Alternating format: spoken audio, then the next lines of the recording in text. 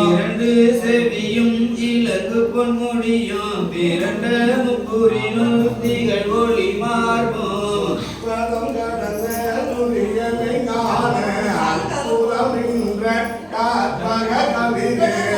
பழமுகரும் மூசிகவாகன இப்பொழுதென்னை ஆட்கொள்ள வேண்டி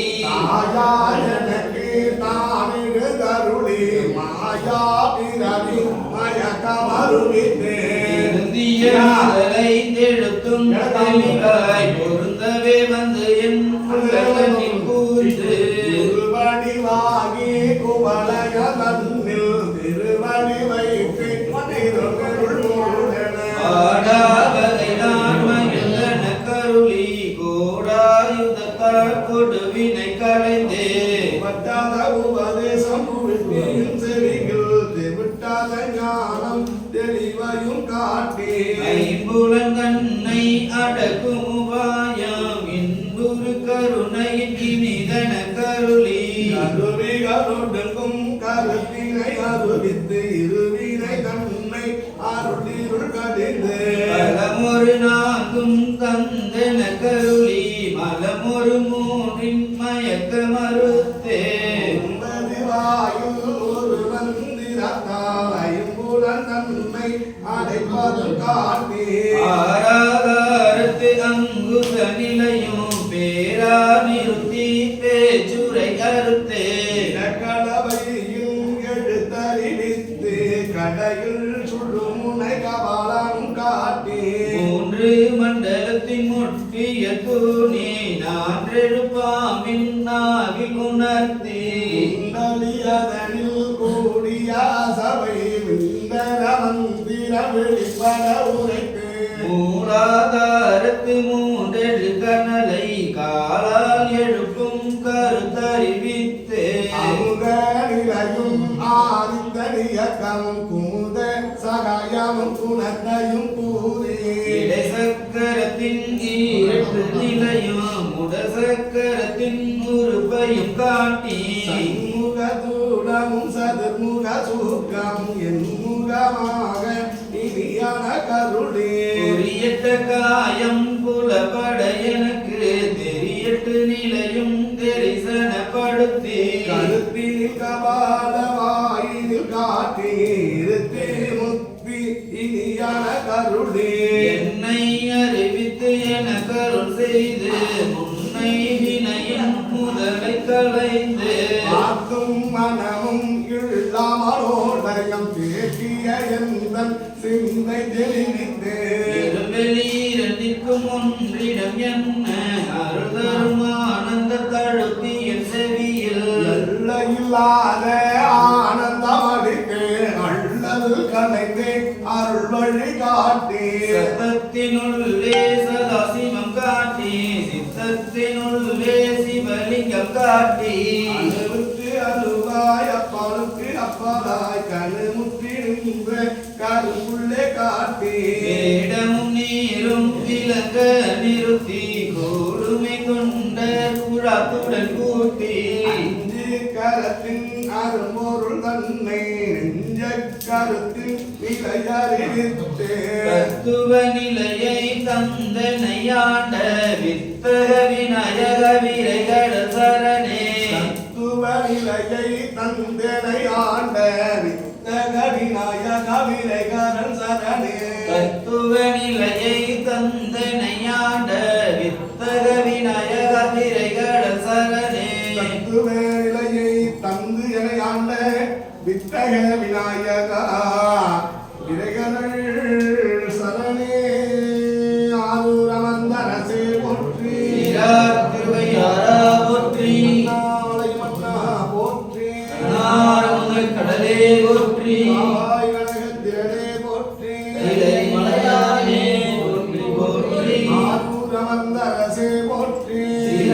திருவையாரா போற்றி மறையுடையாய் தூளுடையாய் வாசனை வளரும் விரையுடையாய் வித்தகமே உண்மை பேசினல்லாய் உரையுடையாய் உற்றமுறாய் உள்கையினால் உயர்த்த நிறையுடையார் இடகலையாய் நெடுந்தளம் மேயவனே நீளவல்ல வாசனையான் நேய நெடுங்கடத்தை சேடர் வாழும் ஆமரையில்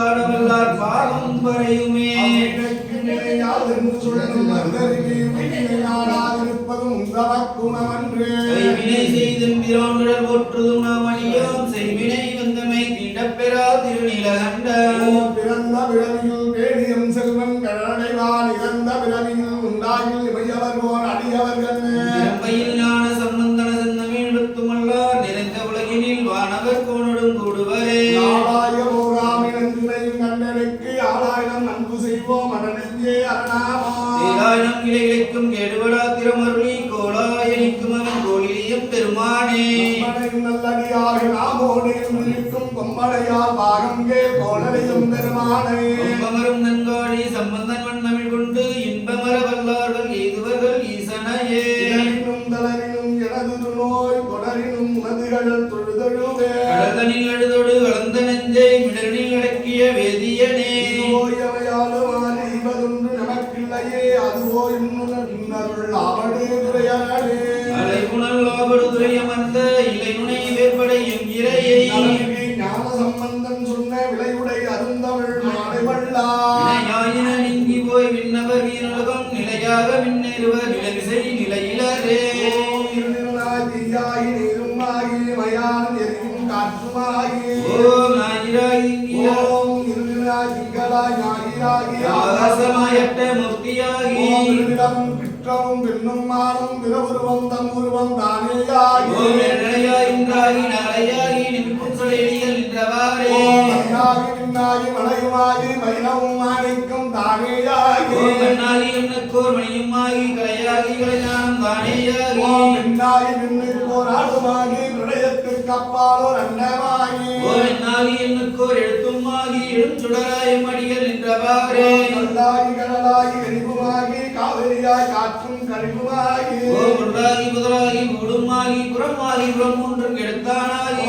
சொல்லாகி சொல்லுக்கோர் முருடுமாகி சுலபாகி சுருளுக்கோர் சுழலாகி ஓம் நெல்லாகி நிறனாகி நீருமாகி நெடுஞ்சுடராய் வந்தடிகள் நின்றவாறே காற்றாகி கார்முயிலாய் காலம் ஒன்றாய் கனவாகி நனவாகி கங்குளாகி ஓம் குற்றாகி குற்றுதிர்ந்த கொள்களிருமாகி குறைக்கடலாய் குறைக்கடற்கோர் கோமானுமாய்